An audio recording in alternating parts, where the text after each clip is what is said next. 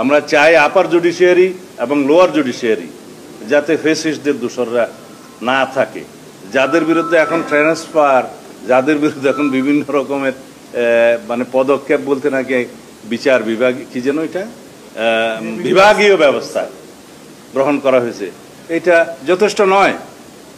তাদের individual criminal লায়াবিলিটির জন্য fix করতে হবে, তাদের শুধুমাত্র চাকরি গেলে হবে না, তাদের ক্রিমিনাল অফেন্সের জন্য বিচারও করতে হবে।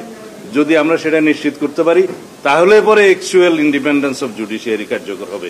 আদারওয়াইজ এই ফেসিস্টদেরকে বহাল রেখে আপার এবং লোয়ার জুডিশিয়ারিতে যতই আমরা ইন্ডিপেন্ডেন্স অফ জুডিশিয়ারি করি না কেন, সেটার বেনিফিশিয়ারি এরাই হবে। আমাদের সেটা ক্লিয়ার বক্তব্য, ফেসিস্ট মুক্ত হইতে হবে from lower and upper judiciary যেখানে যা আছে। রাষ্ট্রপতির যে ক্ষমতা, সেটা কি তার মানে কি গন্ডিটা কি আরো বাড়ানো হলো না কমানো হলো বা সীমিত করা হলো, মানে ক্রাইটেরিয়াগুলো কি? এটা যদি হয় তাহলে এই ক্ষেত্রে রাষ্ট্রপতির ক্ষমতাটা সীমাবদ্ধ করা হলো না। আইন যেটা প্রণয়ন হবে সেই বিষয়ে বিস্তারিত এখানে আলোচনা হয়নি, কারণ এই আইনটা যখন প্রণীত হবে সেটা দীর্ঘ আলোচনা করতে হবে, এটা পার্লামেন্টে দীর্ঘ ডিবেট হবে, সমাজের বিভিন্ন ক্রস সেকশনের সাথে আলাপ আলোচনা করা হবে, আইনজীবী সমাজের মতামত নেওয়া হবে, আদালতের মতামত মানে জুডিশিয়ারির একটা মতামত নেওয়া হবে, সবাই সুশীল সমাজের মতামত নেওয়া হবে, নিয়ে সেই আইনটা একটা ভালো সমৃদ্ধ আইনে পরিণত করা হবে।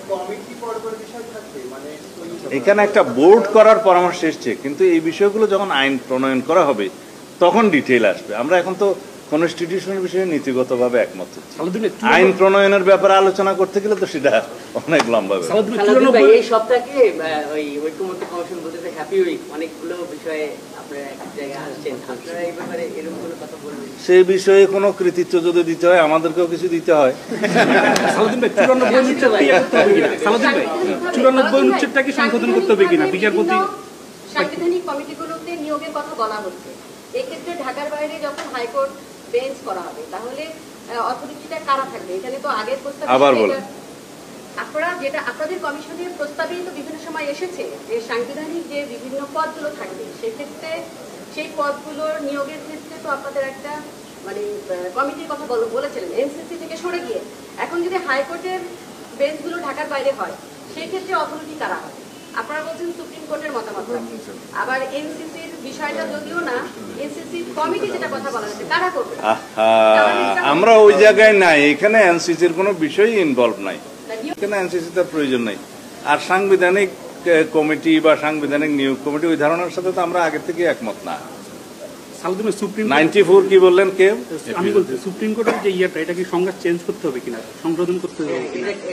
না না, আপনাদের ফর ইউর নলেজ বলি, রাষ্ট্রে একটি আদালত থাকিবে, তা সুপ্রিম কোর্টের হাতে থাকে, সেটা আমাদের একটা কমিটমেন্ট। এটা আমাদের 31 দফাতে বলা আছে যে আমরা অধস্তন আদালতের সম্পূর্ণ নিয়ন্ত্রণ ক্ষমতা সুপ্রিম কোর্টের উপরে ন্যস্ত করতে চাই। তাহলে পরে সেই আর্টিকেলে চেঞ্জ আসবে, সেই আর্টিকেলটা পার্লামেন্ট আসলে তখন চেঞ্জ হওয়ার আগেই সুপ্রিম কোর্ট মনে করছে বা কোনো আইনজীবী মনে করছে এটা রিড করেই যদি করা যায় কোর্টের মাধ্যমে, সেই চেষ্টাটা এখন চলছে। তো এখানে যেহেতু একটা বিচারাধীন বিষয় আমি ডিটেইল বলবো না, তবে আর্টিকেল 116-এ যে সমস্ত শুনানি চলছে ওখানে অ্যামিকাস কিউরি নিয়োগ করা হয়েছে, একজন ইন্টারভিনার হয়েছে, অ্যাটর্নি জেনারেলকে শুনানি হবে, সেই হিসাবে 116 যেভাবে আদালতে রায় আসে সেটা দেখার জন্য অপেক্ষা করছি। তারপরেও বলি যেভাবেই যাই আসুক না কেন এটা পরবর্তী পার্লামেন্টের রেটিফিকেশনের একটা বিষয় থাকবে এবং পরবর্তী পার্লামেন্টে অবশ্যই সুপ্রিম কোর্টের মতামতকে প্রাধান্য দেয়া হবে। এই ক্ষেত্রে আমার একটা কথা আছে, অধস্তন আদালতে যারা ফেসিস্টের দোষররা বসে আছে, যারা রাতের বেলায় আদালত বসিয়ে আমাদের রাজনৈতিক নেতা কর্মী সাংবাদিক সহ সমাজের সমস্ত শ্রেণী পেশার মানুষকে তারা অবৈধভাবে সাজা দিয়েছে, সেই ফেসিস্টদেরকে যেন আমরা রক্ষা না করি। আমরা চাই আপার জুডিশিয়ারি এবং লোয়ার জুডিশিয়ারি যাতে ফেসিস্টদের দোষররা না থাকে, যাদের বিরুদ্ধে এখন ট্রান্সফার, যাদের বিরুদ্ধে এখন বিভিন্ন রকমের মানে পদক্ষেপ বলতে নাকি বিচার বিভাগ কি যেন এটা বিভাগীয় ব্যবস্থা গ্রহণ করা হয়েছে, এটা যথেষ্ট নয়।